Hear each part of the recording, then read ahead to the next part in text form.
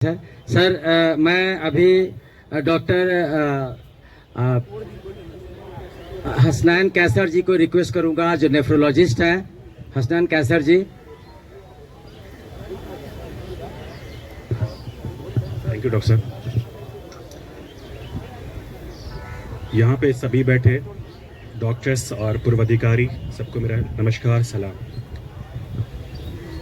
जन स्वराज ने जो अभियान छेड़ा है, जिसमें पूरे बिहार के लोगों के कल्याण की बातें की जाती है, और उस विचारधारा के खिलाफ जो किसी जात के बिना पे, किसी धर्म के बिना के, किसी क्षेत्र के बिना पे, उसके खिलाफ है। अच्छा, उसके खिलाफ है। बहुत अच्छा लगता है सुनने में, और वाकई इन सब चीज़ों को यहाँ पे जितने भी बुद्धिजीवी वर्ग हैं यहाँ पे बैठे हुए, इस बात को बहुत ही सराहते हैं। इसीलिए इतने सारे भीड़ जो बैठे हुए हैं, डॉक्टर किसी को वक्त देता होता नहीं है, भैया उसका प्रैक्टिस करना।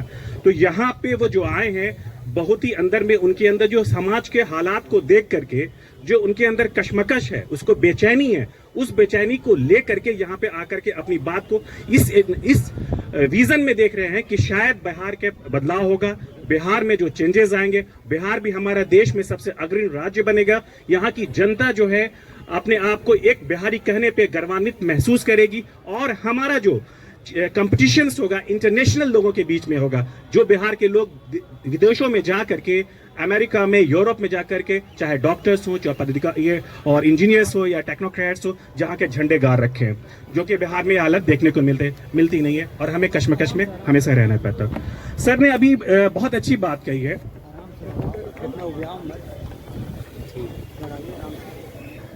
सर ने बहुत अच्छी बात कही है यहाँ पे कि हम जो बुद्धिजीवी वर्ग है, यहाँ पे जो आया हूँ मैं, जो अपना परसेप्शन बता रहा हूँ, यहाँ पे क्या माहौल होगा, मुझे क्या बोलना है, किस विषय पे बोलना है, और हम ये जो इंटेलेक्चुअल क्लास है किस इशू पे बात करेगा।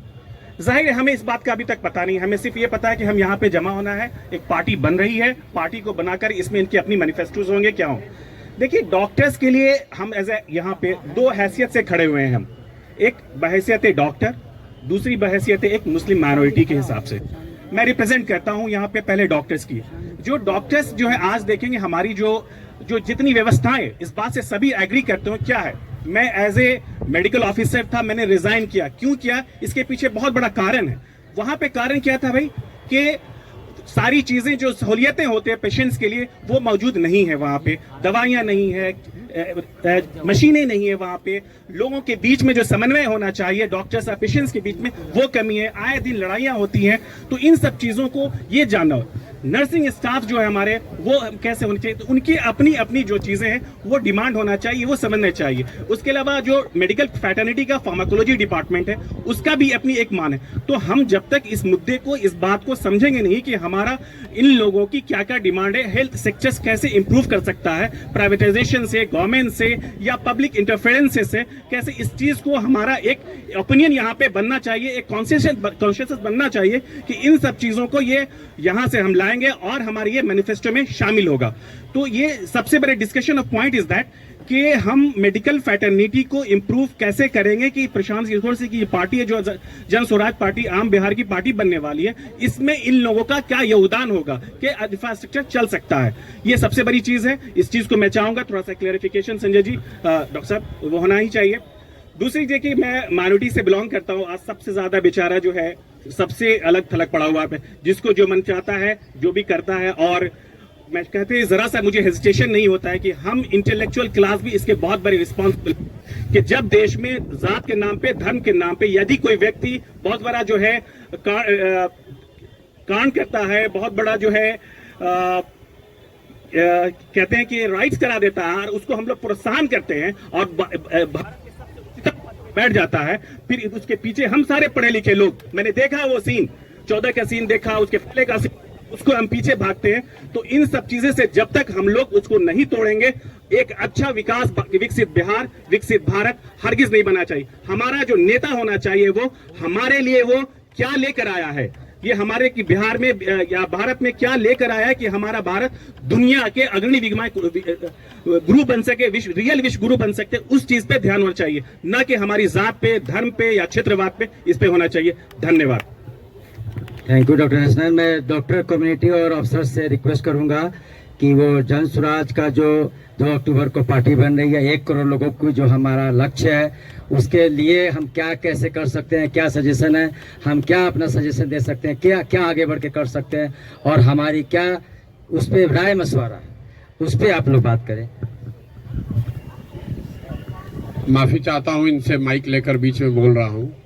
आप सभी साथियों का यहां आने के लिए बहुत बहुत धन्यवाद। व्यस्त लोग हैं, समय और पैसा आपके लिए दोनों डायरेक्टली प्रोपोर्शनल है। डॉक्टर साहब लोग जितना समय लगाएंगे उतना पैसा मिलेगा, जितना देर नहीं प्रैक्टिस किए पैसा नहीं मिलेगा। तो आप आए हैं तो इसलिए आपका विशेष धन्यवाद। हमारे पिताजी डॉक्टर थे तो हमको मालूम है, पत्नी भी मेरी डॉक्टर है। तो आपसे मेरा अनुरोध है कि आज मिलने का कारण ये है कि आपके मन में अगर कोई सवाल है, आप 1.5-2 साल से अपनी व्यस्तता के बीच में, समाज की अपनी समझ के बीच में सुन रहे हैं कि कोई आदमी पैदल चल रहा है, कुछ बात कर रहा है राजनीति का, जिससे आपका कभी सरोकार यदा कदा होता है। उसको लेकर अगर आपके मन में कोई सवाल है, उसको लेकर अगर आप कोई सुझाव देना चाहते हैं, तो मोबाइल में देखे हैं 2 मिनट का रील आया, कुछ देखे, कुछ समझे, कुछ नहीं समझे। आपकी अपनी अवधारणा है 50 साल की कि समाज कैसे चलता है। नेताओं के बाद सबसे ज्यादा समाज से जो जुड़ा 2 वर्ग है, वो एक पुलिस प्रशासन वाले लोग हैं, एक वकील साहब लोग हैं और डॉक्टर हैं, जो समाज से सीधे तौर पर डेली सैकड़ों लोगों से आप 2-4 होते हैं। तो आपका अनुभव, आपके प्रश्न, आपकी शंकाएं, अगर आप उस पर कुछ बोलना बताना चाहते हैं तो आपसे सीखना भी चाहते हैं, और जो मैंने देखा, जो मैं करने का प्रयास कर रहा हूं, अगर उसको लेकर आप कुछ पूछना चाहते हैं तो वो भी बेझिझक होकर पूछिए। कड़वी बातें कहनी है तो वो भी जरूर कहिए। आप लोग तो दवा देने में माहिर हैं, तो डॉक्टर को पहले रोगी को कहते हैं भैया सुई लगेगा इस बार बहुत, लेकिन घाव है तो सुई तो लगाना पड़ेगा।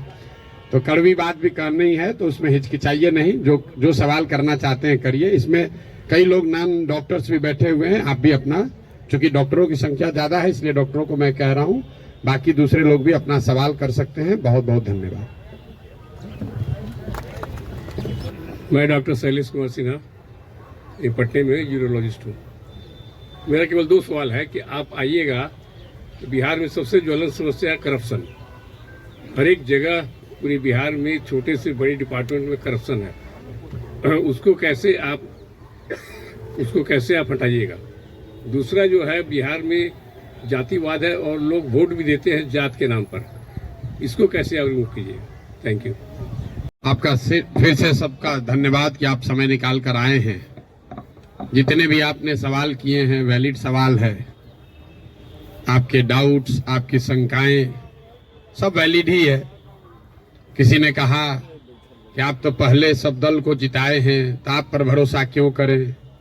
कोई कह रहा है कि अरविंद केजरीवाल ठगा है तो अब आपको क्यों फिर से मौका दें। डॉक्टर साहब ने तो पूरा 77 से पूरा हिस्ट्री ही पढ़ के बताया। 77 से ही 47 से तो ज्यादा आप राजनीति का आपको आइडिया नहीं है।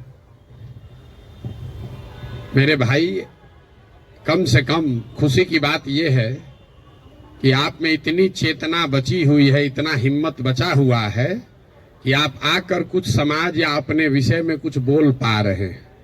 जन स्वराज की सबसे बड़ी ताकत, सफलता यही है कि इतने अपने आप को प्रबुद्ध कहने वाले लोग एक क्वासाई पॉलिटिकल प्लेटफॉर्म पर आकर बैठे हुए हैं। न तो नेता और को तो देख के आप पहले डर के भागते हैं कि चंदा उंदा लेगा, क्या करेगा क्या नहीं करेगा।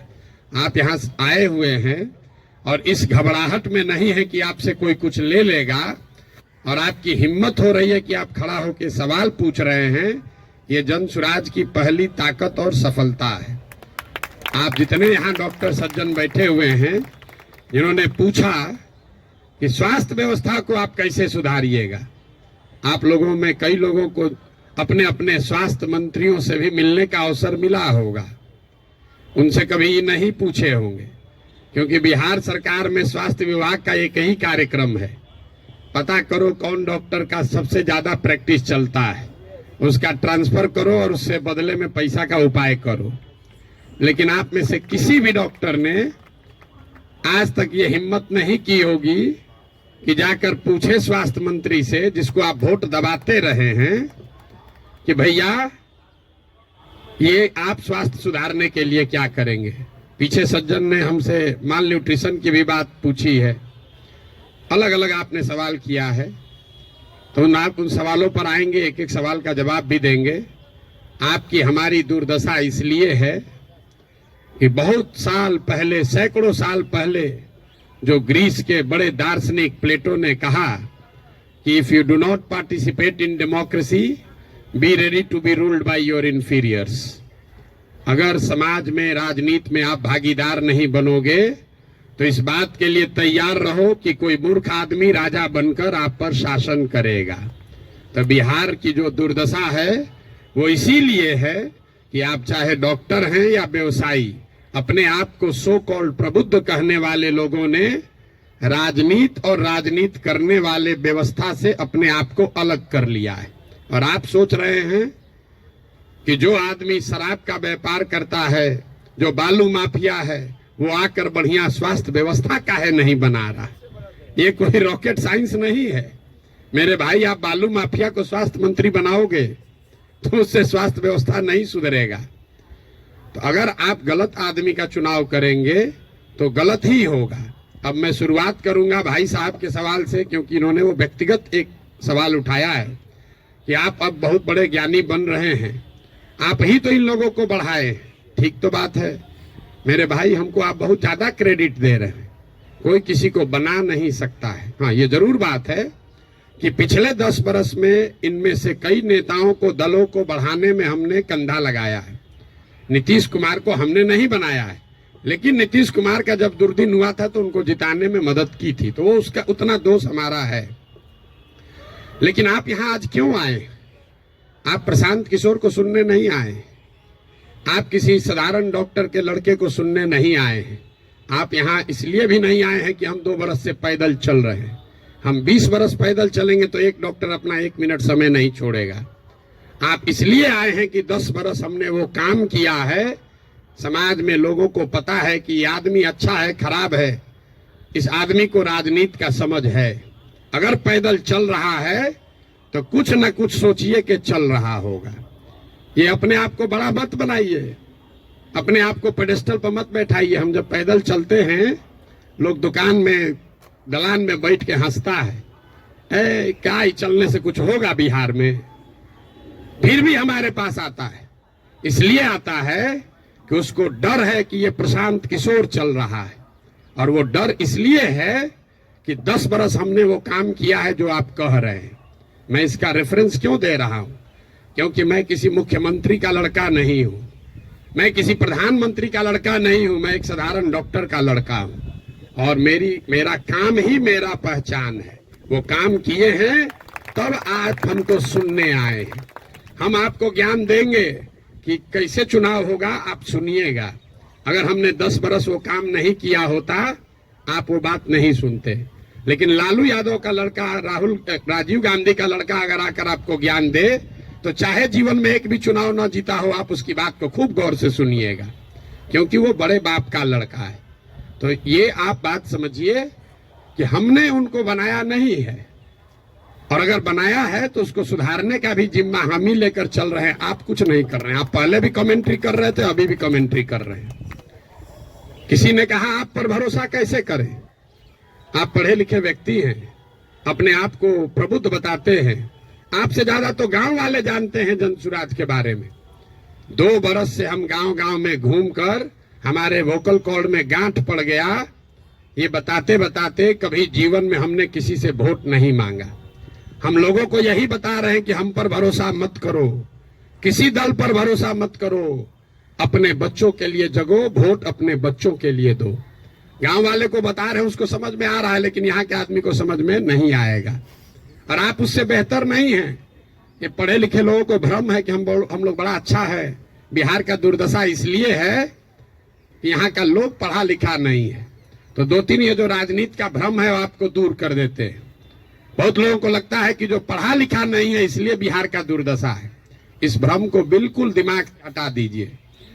जितनी गलती पढ़े लिखे लोग कर रहे हैं उससे कम गलती अनपढ़ लोग कर रहे हैं। जितनी अगर जाति की बात ले लीजिए, हिंदू मुसलमान की बात ले लीजिए, भ्रष्टाचार की बात ले लीजिए, तो पटना में जितने लोगों को आप जिता रहे हैं, पीछे के लोग तो फिर भी उलट पलट रहे हैं। पटना का विधायक पिछले 20-20 बरस से चुनाव नहीं हारे हैं लोग, और पटना की क्या दुर्दशा है आप लोगों को पता है। तो पढ़ा लिखा वोटर कहीं इस बात का प्रमाण नहीं है। जब देश आजाद हुआ तो इस देश में कुल 18% लोग साक्षर थे, 82% लोग निरक्षर थे। 82% इलिटरेट समाज ने गांधी को अपना नेता बनाया, अंबेडकर को, नेहरू को, पटेल को, बोस को चुना। आज पेपर पे बिहार में 77% लोग पढ़े लिखे हैं, और आपने पिछले 30 बरस में किसको नेता बनाया है ये आपको हमको बेहतर पता है। इस बात का प्रमाण नहीं है कि पढ़ाई लिखाई से आप अच्छा वोटर बन जाएंगे। मनमोहन सिंह जी देश में जीवन में सिर्फ एक ही बार चुनाव लड़े, दक्षिण दिल्ली से चुनाव लड़े, और बीजेपी के एक साधारण कार्यकर्ता से चुनाव हार गए। बीजेपी के एक साधारण कार्यकर्ता ने मनमोहन सिंह जैसे बड़े इकोनॉमिस्ट को चुनाव हरा दिया, और वो चुनाव झंझारपुर से नहीं लड़े, वो चुनाव मधुबनी से नहीं लड़े, बिहार से नहीं लड़े कि जाति पर सब वोट पड़ता है। दक्षिण दिल्ली के उस लोकसभा से लड़े जहां पर सबसे ज्यादा पढ़े लिखे, सबसे ज्यादा high capita per capita income वाले लोग वोटर हैं। उन्होंने मनमोहन सिंह जैसे बड़े इकोनॉमिस्ट को छोड़कर एक साधारण कार्यकर्ता को चुना। इसका कोई प्रमाण नहीं है। हम लोग घर में कहते हैं कि हमारी दादी पढ़ी लिखी नहीं थी लेकिन बड़ा समझदार थी, लड़का पढ़ लिख गया है लेकिन बड़ा लंपट है। आप पढ़े लिखे होकर भी बहुत बड़े बेवकूफ हो सकते हैं, और नहीं पढ़ा लिखा व्यक्ति भी बहुत समझदार हो सकता है। इसका मतलब यह नहीं है कि पढ़ाई की महत्ता नहीं है। पढ़ाई सिर्फ आपको इतना ही करता है कि आप इंफॉर्मेशन को प्रोसेस करने की आपकी क्षमता बढ़ जाती है, उसको आर्टिकुलेट करके प्रेजेंट करने की आपकी क्षमता बढ़ जाती है। आपकी प्रोसेस, आप उससे बहुत वाइज हो जाएंगे, ऐसी बात नहीं है। दूसरा जो भ्रम आपने बताया, बिहार में तो सब वोट जाते पर पड़ता है, भाई साहब ने बताया, आपने उसका काउंटर भी किया, लेकिन ये सबसे ज्यादा पूछे जाने वाला सवाल है। पिछले 2 बरस से हर आदमी, हर सभा, हर मीटिंग में ये कोई ना कोई जरूर पूछता है, भैया सब तो ठीक है, जाति से कैसे निपटिएगा। तो पहली बात तो ये समझिए कि जाति जो है वो सिर्फ बिहार की सच्चाई नहीं है, जाति पूरे भारत की सच्चाई है, यहाँ के समाज की सच्चाई है। जाति की महत्ता जितनी बिहार में है, इतनी ही आंध्र प्रदेश में है, इतना ही कर्नाटक में है, इतना ही गुजरात में है, इतना ही यूपी में है। आप में से कोई भी ऐसा आदमी नहीं है यहाँ जो उन राज्यों में जाकर राजनीति किया है या वहां चुनाव लड़ाया है। आप हमको बताइए, वोका लिग्गा और लिंगायत अगर कर्नाटक में नहीं है तो क्या बिहार में है? पटेल और क्षत्रिय अगर गुजरात में नहीं है तो क्या बिहार में है? कहाँ जाति नहीं है? जाति हर जगह है। और ये आपको हमको हमारे दिमाग में ये बैठा दिया गया है कि बिहार में सब चीज जाति पर ही होता है। इस चीज को एग्जामिन कीजिए कि क्या बिहार में सब लोग वोट जाति पर देते हैं। तथ्य पर जाइए, दैनिक जागरण पर लेख पढ़कर दिमाग मत बनाइए। हम आपको 4 उदाहरण अभी देंगे, आगे क्या होगा छोड़ दीजिए, पीछे क्या हुआ है वो बताते हैं, आपको अपने आंख खुलेगा। 1984 में बिहार में कांग्रेस को बहुत बड़ी सफलता मिली थी। करीब करीब उस समय बिहार झारखंड जो एक साथ था, 54 में 53 सांसद कांग्रेस के जीते थे। यहां बैठे जितने साथी हैं उनसे पूछूंगा उस समय कांग्रेस को कैसे वोट पड़ गया। राजीव गांधी के जाति के बहुत लोग तो नहीं रहते हैं बिहार में, तो आप बताएंगे कि वोट राजीव गांधी को नहीं पड़ा, वो तो इंदिरा गांधी की मृत्यु हुई। उस मृत्यु से जो सहानुभूति की लहर बनी, उसमें जाति पाति छोड़कर सबने कांग्रेस को वोट दिया। सब लोग मुड़ी हिला रहा है, उसको लिख लीजिए। फिर पूछेंगे 1989 में इसी बिहार में क्या हुआ, बीपी सिंह जी के नेतृत्व में कैसे पूरा जनता दल बिहार जीत गया। आप में से ज्यादातर लोग बताएंगे कि जनता दल को वोट नहीं पड़ा, वोट उस समय पड़ा बोफोर्स के नाम पर। बहुत बड़ा एक माहौल बन गया था भ्रष्टाचार के खिलाफ, लोगों ने कहा राजा नहीं फकीर है, देश का तकदीर है, सब ने जाकर बीपी सिंह को वोट दिया। इसको भी नोट कर लीजिए। फिर आपसे पूछेंगे 2014 में क्या हुआ, मोदी जीत गए, भाजपा कैसे जीत गया बिहार में? तो आप कहेंगे भाजपा का तो कोई ताकत ही नहीं था, वोट भाजपा को नहीं पड़ा, मोदी को पड़ा। मोदी के नाम पर ऐसी लहर बन गई कि समाज के हर वर्ग ने जाकर मोदी को वोट दिया। फिर आपसे पूछेंगे 2019 में क्या हुआ, तो लोग बताएंगे यहां राजनीति तो सब बात करता है कि भैया एकदम कांटे का मुकाबला था। ये जो पुलवामा हुआ ना, उसके बाद समझिए कि हर जात का आदमी जाकर मोदी को ही वोट दे दिया। इन चारों चुनावों को आप कागज में लिख लीजिए। 84 एक घटना है, किसी बड़े नेता की मृत्यु और उससे उपजी हुई सहानुभूति की लहर। 89 एक विषय है, भ्रष्टाचार, बोफोर्स और उससे बनी हुई लहर। 2014 में एक व्यक्ति है मोदी, जिसके प्रभाव की लहर। और 2019 पुलवामा राष्ट्रवाद की लहर। ये आपको क्या बताता है? अगर कोई व्यक्ति, अगर कोई विषय, अगर कोई घटना, अगर कोई विचारधारा समाज के इमेजिनेशन को कैप्चर कर ले, तो समाज में ये ताकत है कि वो जातियों से ऊपर उठकर वोट करता रहा है। आगे करेगा कि नहीं छोड़ दीजिए, करता रहा है। फिर भी आपको लग रहा है कि ना भैया यहां तो जातीय पर होता है, आप क्या एग्जाम्पल दे रहे हैं? तो हम आपको बता रहे हैं आपको क्यों लगता है। हमने कई चुनावों का उदाहरण आपको नहीं दिया, 4 ही का दिए। उन चुनाव में क्या हुआ, जब लड़ने वाला व्यक्ति या चुनाव, उसमें कोई ऐसी बड़ी घटना ना हो, कोई नया विकल्प ना हो, कोई चेहरा ना हो, कोई विषय ना हो, दोनों लड़ने वाले एक ही जैसे दिख रहे हैं, तो समाज भी कहता है भैया दोनों तो एक जैसा है, चलो अपने जाते को दे देते हैं। तो ज्यादातर समय जो चुनाव हुआ है पिछले 30-40 वर्षों में, वो कोई डिफरेंशिएटर नहीं रहा है। तो जिसको मीडिया कहता है बाहर वाला चुनाव नहीं है। अब आप कहिएगा तो लोकसभा का चुनाव का एग्जाम्पल दिए हैं, विधानसभा में ऐसा नहीं होगा। विधानसभा का एग्जाम्पल देख लीजिए। 2010 में नीतीश कुमार और भाजपा इसी बिहार में 206 विधानसभा जीतकर सरकार बनाए।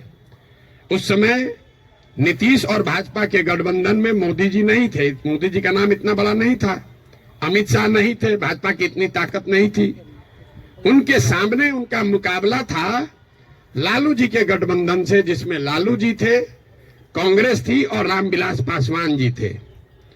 लालू जी की ताकत आज के तेजस्वी यादव से तो निश्चित तौर पर ज्यादा थी 2009 में। रामविलास जी की ताकत उनके लड़के से ज्यादा थी, और कांग्रेस भी उस समय 2009 में देश में सत्ता में थी। इसके बावजूद 2010 के चुनाव में एनडीए को, नीतीश और भाजपा को 206 सीट आया। वही गठबंधन जब वो 2020 में लड़े, तो इस बार भाजपा के साथ मोदी भी हैं, अमित शाह भी हैं, देश में भाजपा की ताकत बढ़ी भी है। दूसरे साइड एनडीए में अब लालू जी के जगह तेजस्वी जी आ गए थे। रामविलास जी का दल तो उस गठबंधन में था ही नहीं, और कांग्रेस की भी ताकत कमी हुई। लेकिन एनडीए गठबंधन को 125 सीट भी मिलने में दम निकल गया। क्यों? क्या एनडीए को वोट देने वाले सारे जाति के लोग बिहार छोड़कर चले गए? नहीं, ऐसा इसलिए हुआ कि 2005 से लेकर 2009 की जो पहली सरकार नीतीश की चली थी, समाज का हर वर्ग ये समझता था कि नहीं, इसमें कुछ न कुछ काम हुआ है। तो जातीय समीकरण भी था और काम भी था, तो 206 सीट आया। लेकिन उसी बिहार में जब नीतीश का काम खराब हुआ, तो उसी एनडीए गठबंधन को 125 सीट आया। आपको लोकसभा का उदाहरण दिया, विधानसभा का उदाहरण दिया, अब आपको मुखिया का उदाहरण दे देते। पिछले बार मुखिया के चुनाव में बिहार में 80% मुखिया चुनाव हार गया है, 80%, और वार्ड सदस्य करीब करीब 95%। सब लोग अपने जाति से जीत कर आए थे। कैसे हार गए चुनाव? ये भ्रम मत पालिए कि जाति से ही सब होता है। अगर सिर्फ जाति से, फिर कहेगा भैया कैसे आप हो सकता है? बिहार में नीतीश कुमार के जाति के कितने लोग रहते हैं? 2-2.5% रहते होंगे। लालू जी के जाति के कितने लोग रहते हैं? 15% लोग रहते हैं। आप पूरे भारतवर्ष में जो कहीं भी जहां भी मुख्यमंत्री है, आंख बंद करके जाके देख लीजिएगा, कोई भी ऐसा आदमी किसी राज्य में मुख्यमंत्री नहीं है जो वहां के जाति की, जिसके जाति की संख्या सबसे ज्यादा है। ये उल्टा चलता है। ये आपको हमको लगता है कि जिसका जाति संख्या ज्यादा रहेगा मुख्यमंत्री बन जाएगा। जिसकी जाति की संख्या सबसे ज्यादा हो, उस जाति के आदमी को वो राज्य जीतना करीब करीब इम्पॉसिबल है, नहीं जीत सकता है।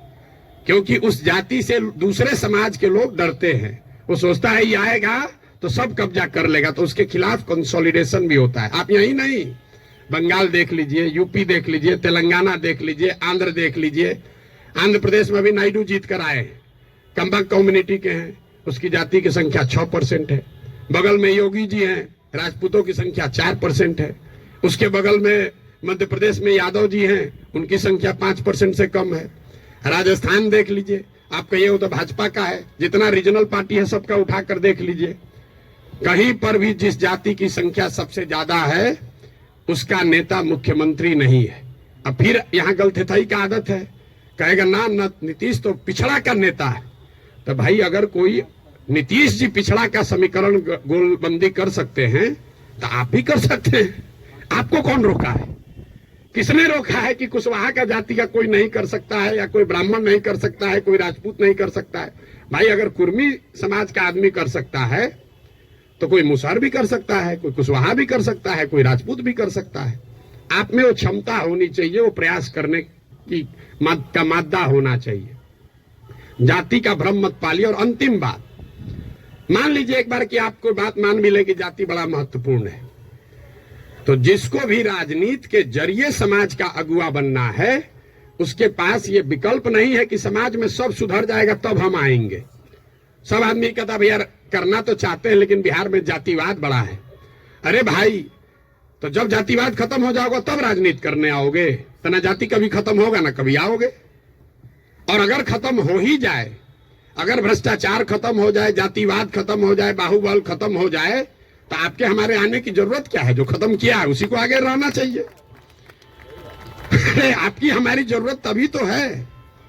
राजनीतिक अगुवा जिसको बनना है उसको समाज की कमजोरी और उसकी ताकत के रहते हुए ही उसका अगुवाई करना है। आप उससे अलग नहीं हट सकते। किसी ने भ्रष्टाचार की बात कही, भ्रष्टाचार पर आपका क्या प्रोग्राम है? कोई प्रोग्राम नहीं। भ्रष्टाचार तब सुधरेगा जब आप और हम भ्रष्टाचार कम करेंगे। हम हर गांव में कहते हैं कि जिस गांव में हम 5000 गांव में पैदल गए, गांव में सबसे पहले हल्ला कौन करता है कि बड़ा भ्रष्टाचार है, मुखिया चोरी कर रहा है, नाली गली नहीं बना रहा है, राशन कार्ड में पैसा ले रहा है, इंदिरा आवास में 20,000 लग रहा है, दाखिल खारिज में 10-15 हजार रुपया लग रहा है। वही आदमी करता है जो 2 बरिस पहले मुखिया के चुनाव में 500 रुपया लेकर वोट दिया है। सबसे पहले जो डॉक्टर साहब 50,000 रुपया देके खुद ट्रांसफर कराए हैं, बुरा नहीं मानिएगा, हमारे बाबूजी भी प्रैक्टिशनर थे, कि हमारा प्रैक्टिस ना गड़बड़ाए, हेल्थ मंत्री हमसे पैसा लेके हमको पोस्टिंग कर दे, अब बाकी सबके लिए ईमानदार हो जाए। कैसे संभव है रे भाई? कैसे संभव है? आप सोच रहे हैं कि हम 50,000 रुपया देके क्रीम पोस्टिंग करा लें, क्रीम पोस्टिंग कि खाली जाके हाजिरी बनाए, सिविल सर्जन को 5,000 रुपया दे, आप प्रैक्टिस करते रहे। स्वास्थ्य व्यवस्था को सुधारने के लिए बड़ा बड़ा लंबा लेक्चर दीजिएगा, ये कभी हो सकता है? नहीं हो सकता है। स्वास्थ्य व्यवस्था को लेकर जनसुराज की क्या सोच है? बिल्कुल ये सही सवाल है। सिर्फ स्वास्थ्य व्यवस्था को लेकर नहीं, 2 संकल्प जो जनसुराज में हम लोगों ने दिया है कि बिहार के हर पंचायत का, बिहार का नहीं, हर पंचायत का 8,500 पंचायतों का हम योजना बनवा रहे हैं, पैदल चल के खुद जाकर देखकर। और ये तय किया जा रहा है कि उस पंचायत में पढ़ाई की व्यवस्था कैसे होगी, 800 से 1200 रोजगार के अवसर कैसे पैदा किए जाएंगे, और उस पंचायत में जिस तरह की भी खेती होती है उस खेती को खाने वाले खेती से कमाने वाला खेती कैसे बनाया जाएगा। ये 8,500 कार्यक्रम, 8,500 डॉक्यूमेंट जारी करेंगे। आप में से ज्यादातर लोगों को पढ़ने का भी समय नहीं होगा, लेकिन 8,500 पंचायतों का अलग अलग योजना बनाकर जारी करेंगे चुनाव से पहले। उसके साथ साथ बिहार के विकास के लिए जो 10 महत्वपूर्ण पहलू हैं, उसमें स्वास्थ्य भी इंक्लूडेड है, उस पर भी 10 साल का विजन डॉक्यूमेंट बनाकर आपको चुनाव से पहले जारी करेंगे। ये बताएंगे कि बिहार में स्वास्थ्य की व्यवस्था को कैसे सुधारा जाए। आप उसको पढ़िए, समझिए, कुछ योगदान देना है योगदान भी दीजिए, सुझाव भी दीजिए, और अगर ठीक लगे तो अच्छा तब अपनाइए, हमारे कहने पर मत जाइए। अब आप कहिएगा कि अभी काहे नहीं जारी किए हैं? अभी इसलिए नहीं जारी किए हैं कि अगर अभी हम वो योजना जारी कर दें तो वो मेरी सोच होगी, उसमें आपकी और बिहार के लोगों की सोच समाहित नहीं है। पहले गांव गांव जाकर देखकर ये समझ रहे हैं, लोगों से पूछ रहे हैं कि क्या करना पड़ेगा। ज्यादातर आदमी कहेगा नया क्या देख लीजिएगा इसमें। हम आपको बता रहे हैं नया क्या देख लेंगे। हम भी बिहार के सरकारी स्कूल में पढ़े हैं। हमने अपने बाबूजी के क्लिनिक में देखा है 100 रुपया के मोनोसेफ नहीं खरीद पाने के वजह से इनके फ्लाइटिस के पेशेंट हाथ जोड़ के कहते हैं भैया मर जाए, लेकिन अब हम कुछ नहीं कर सकते, घर में कुछ नहीं बचा है। 100 रुपया तो हमको उसकी समझ है, लेकिन इसके बावजूद जब हम 2 बरस से चल रहे हैं पैदल, तो जो गरीबी, जो बदहाली, जो कष्ट मैंने जमीन पर देखा है, इसका मुझे कभी अंदाजा नहीं था। हम संयुक्त राष्ट्र संघ में पब्लिक हेल्थ में ही 10 बरस काम किए हैं, यहाँ राजनीति में से भी जुड़े रहे, लेकिन जितनी गरीबी बदहाली हम अपनी आंखों से देख रहे हैं, ये आंकड़ों से दिखने वाली गरीबी से कहीं ज्यादा है। आपने कुपोषण की बात कही, यहाँ सब डॉक्टर बैठे हुए हैं। आप में से ज्यादातर आदमी ऐसे होंगे जो शायद ही कोई 10 से ज्यादा हीमोग्लोबिन वाली महिला आपको देखते होंगे। यहाँ हम लोग जो एक स्टडी करा रहे हैं, देखते हैं, आप देखिएगा कल से ध्यान से। गांव में कहीं जाइए, 55-60 साल से ज्यादा उम्र की कोई महिला आपको सीधी खड़ी नहीं दिखेगी, सब बेंड हो गई है ऊपर से। तो न्यूट्रिशन, आप न्यूट्रिशन समझते अगर हैं, आप लोग तो डॉक्टर हैं, तो आपको पता है कि लंबे समय तक हीमोग्लोबिन के कमी की वजह से और ग्रोइंग एज में कैल्शियम नहीं मिलने की वजह से बोन का स्ट्रक्चर इतना कमजोर है कि समय से पहले वो बेंड होने लगता है। ये जब आप गांव में चलिएगा तो देखिएगा। 5 फीट 4 इंच से ज्यादा, 5 फीट 5 इंच से ज्यादा उम्र हाइट की कोई महिला आपको दिखने वाली नहीं है। आपने ठीक कहा, न्यूट्रिशन कोई वन शॉट सॉल्यूशन नहीं है, एंड इंटरजेनरेशनल प्रॉब्लम है। जिस मोदी जी के किताब पेपर की आप बात कर रहे हैं, एक आंकड़ा आपको दे रहा हूं। आज से 300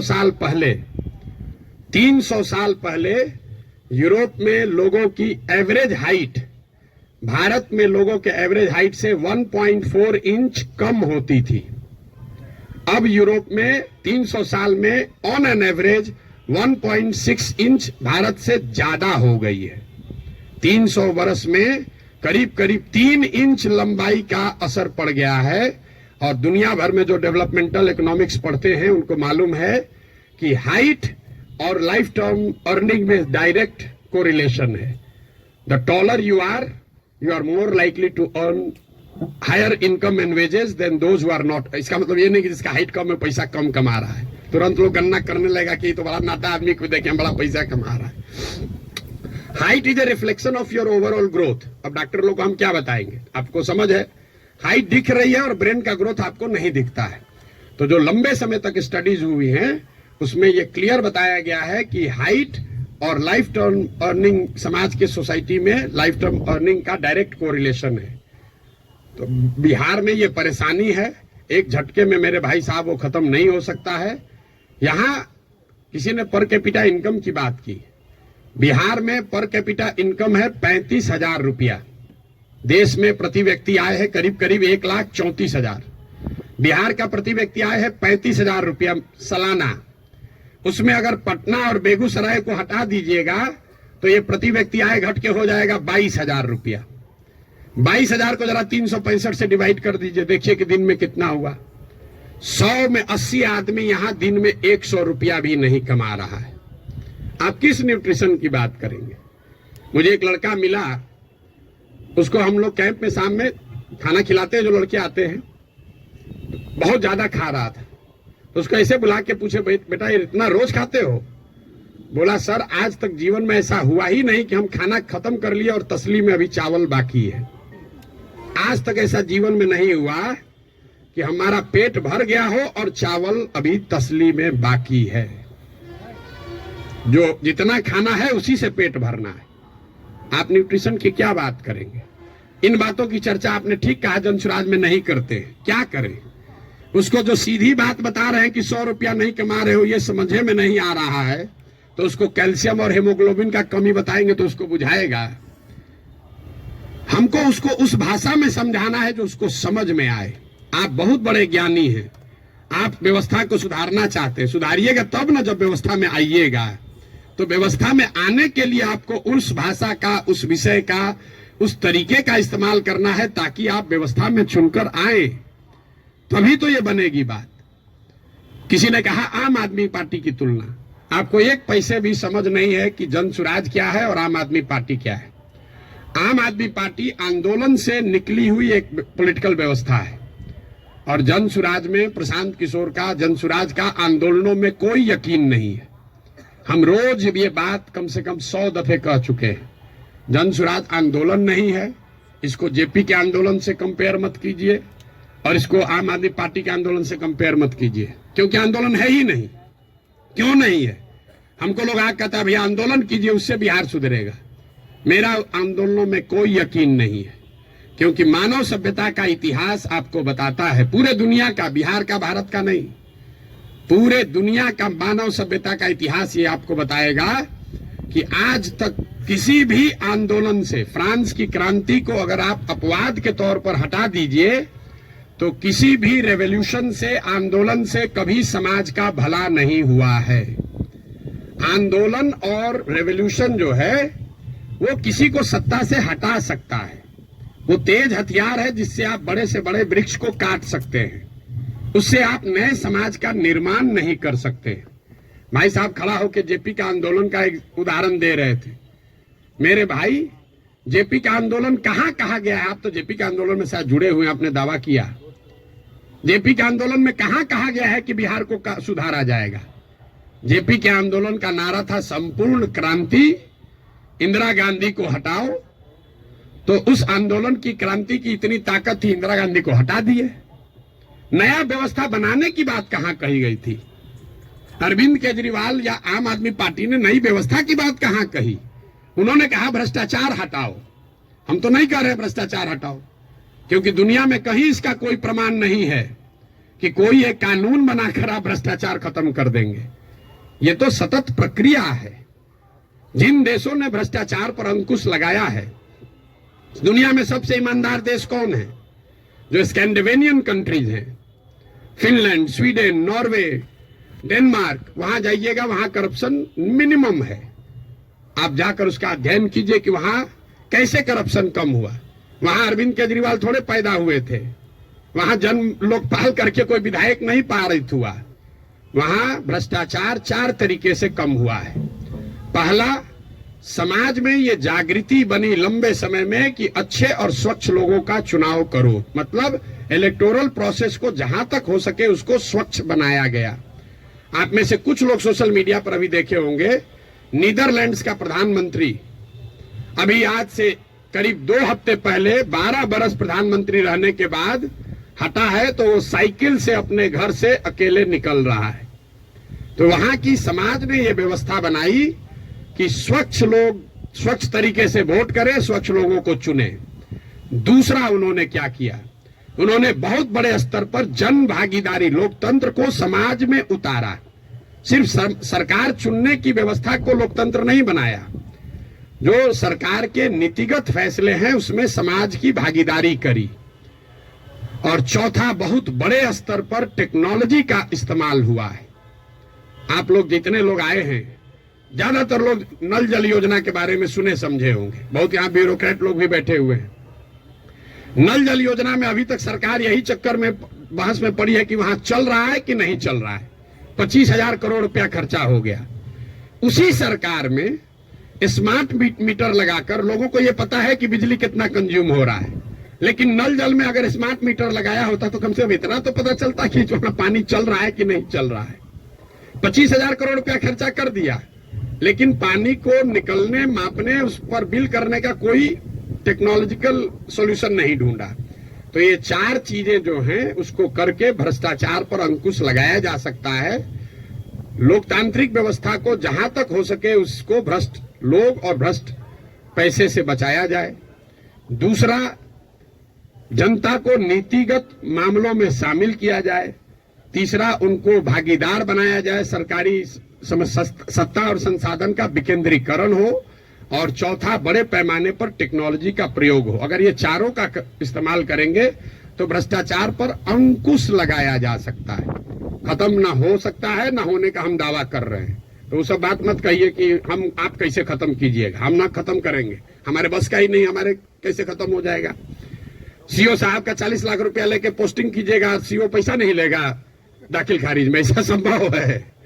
40 लाख रुपया लेकर अगर सीओ से को आप पोस्टिंग कीजिएगा, थाना दीजिएगा, अगर किसी थानेदार को 20 लाख रुपया लेके, तो पैसा कैसे नहीं लेगा? लेगा ही लेगा। अब आपका एक और सवाल लोगों का जो रहता है, भैया इस पर कैसे भरोसा करें? भाई बिल्कुल मत भरोसा करो। जो पहले से आपको ठग रहा है, आप लोग डॉक्टर हैं, जो दवा पहले से फेल है उसको इस्तेमाल करना चाहते हो, लेकिन ट्रायल मेडिसिन कैसे, ट्रायल मेडिसिन का ट्रायल कैसे होता है?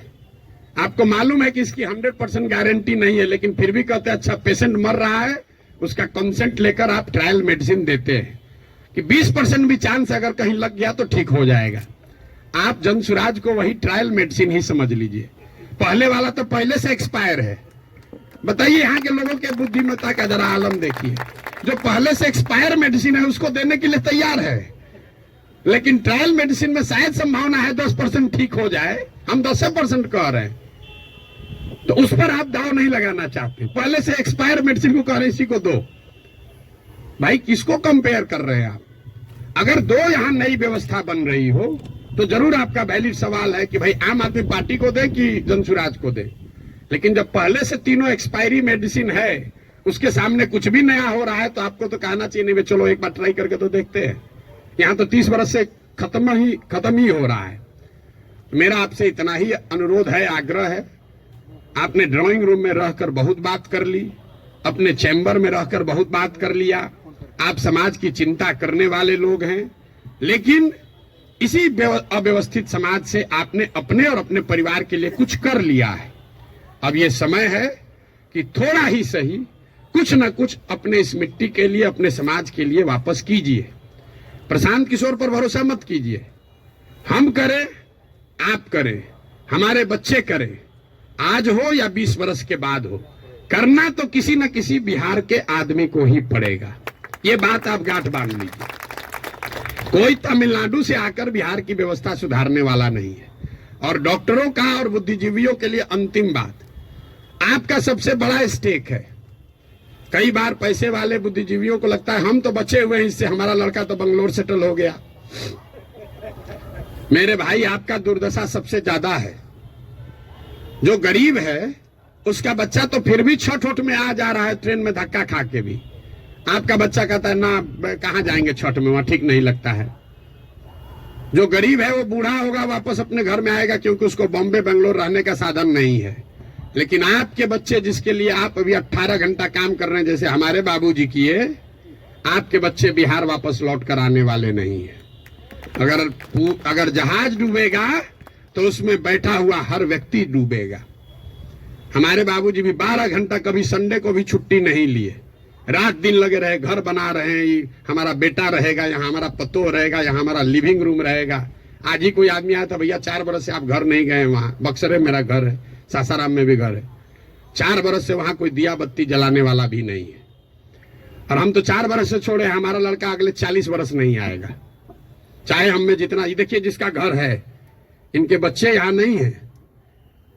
इतना बड़ा बनाए हैं पटना में, इससे बड़ी प्रॉपर्टी पटना में नहीं होगी प्राइवेट। इनके बच्चे भी यहाँ नहीं है। अगर बिहार में वो व्यवस्था होती तो इस घर को बनाने वाले लोग भी यहाँ रहते। इस घर का ये बहुत बड़ा एग्जाम्पल है। अब देखिए इसकी दशा, जब इनके बच्चे यहाँ आकर नहीं रह रहे हैं, तो आप जो अपना मेहनत कर रहे हैं बेगूसराय में, मुजफ्फरपुर में, औराई में, कटिहार में, मेरे भाई कुछ नहीं बचेगा। इसलिए आपकी हमारी जिम्मेवारी है कि समाज को बनाइए, खड़ा कीजिए। अगर वहां अच्छा स्कूल खुल गया है तो आपका बच्चा आपके साथ रह के पढ़ रहा है। अगर यहाँ अच्छी व्यवस्था हो जाएगी तो शायद आपका बच्चा आपके साथ नौकरी करते हुए बिहार में रहेगा, वरना जड़ ही खत्म हो जाएगा।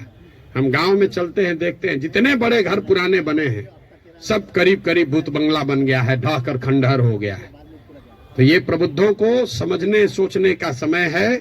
एक अवसर अगर मिला है, आपके पास जो भी क्षमता है, जिस तरीके से भी, कुछ नहीं है, आप कम से कम मन से आशीर्वाद तो दीजिए। सवाल क्या कर रहे हैं? आपको कोई कहता सवाल करने, हमको कोई दिक्कत नहीं, दिन भर आप सवाल कीजिए, हम तो दिन रात यही काम करते हैं।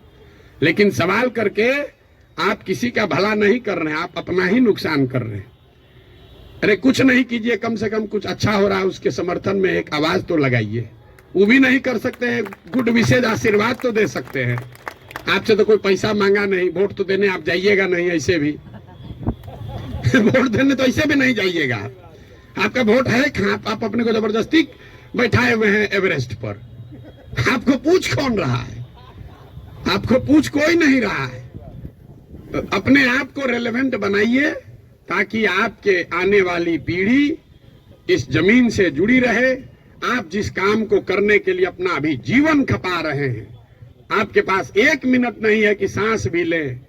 जो चीज बना रहे हैं उसको भोगने वाला, उसका उपयोग करने वाला कोई नहीं बिहार में बचेगा आपका अपना, अगर आप बिहार की व्यवस्था को सुधारने के लिए कुछ न कुछ न करें। और ये आपकी हमारी नैतिक और मौलिक जिम्मेवारी भी है कि अगर भगवान ने हम लोगों के लिए अच्छा कुछ कर दिया है तो हम लोग की जिम्मेवारी है कुछ वापस हम लोग वापस इस समाज को दें। अब आपका और कोई सवाल है तो कर लीजिए। बहुत बहुत धन्यवाद।